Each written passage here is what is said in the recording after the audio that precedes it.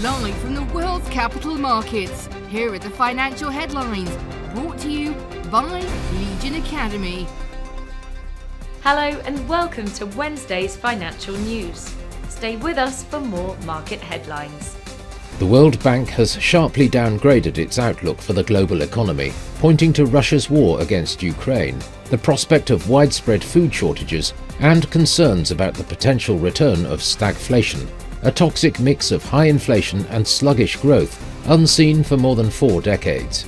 Meltdowns in the cryptocurrency space are common, but the latest one really touched some nerves. Novice investors took to online forums to share tales of decimated fortunes and even suicidal despair.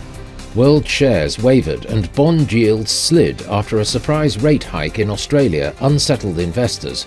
But Target Corp's warning of profit margins also included plans to slash prices, a sign that inflation may be peaking. The Bitcoin dollar price remained largely unchanged in the last session. The MACD is giving a positive signal. The gold-dollar pair gained 0.6% in the last session. The MACD is giving a positive signal. The last session saw Tesla shares gain 2%. The ROC is giving a negative signal.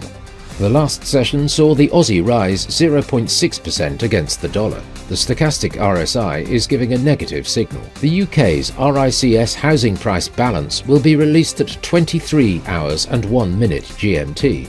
The UK's 10Y bond auction at 0930 GMT. Japan's EcoWatchers survey outlook at 0500 GMT.